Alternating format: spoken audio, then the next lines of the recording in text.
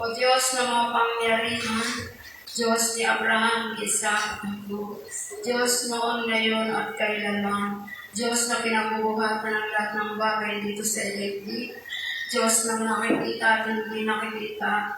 Marami pong salamat sa hapong ito na muli po kami nagkaipon-ipon upang kayo'y papurihan at pasalamatan, Panginoon.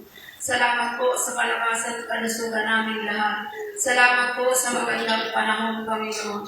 Salamat po sa mga taong dinala niyo po sa dakong ito upang kayo'y papurihan at pasalamatan, Panginoon.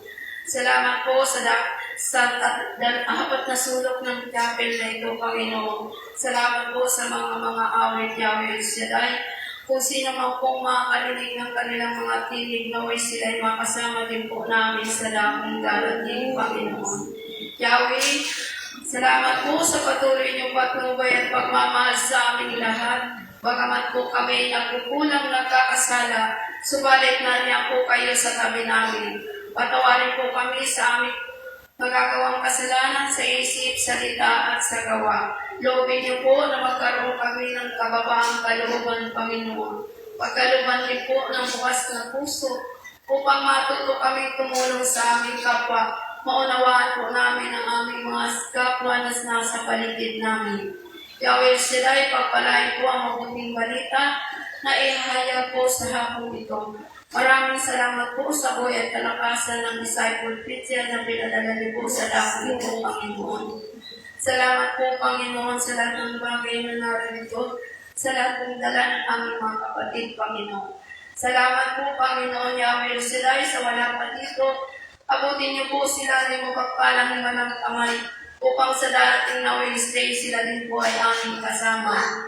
Kung ano man pong pagpapala ang aming matatanggap, sila din po, Panginoon. Pagpalain din po ang aming pamilya na iniwanan namin ng pansamantala, Panginoon.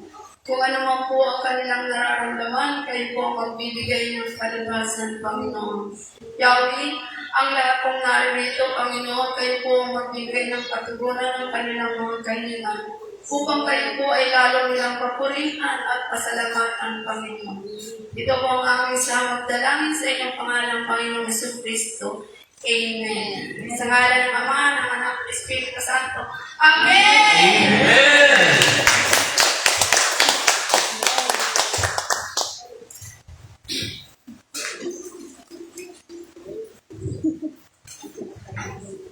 Sino po ang mga pinagpala? Mga pinagpala. At kung pinagpala tayong lahat,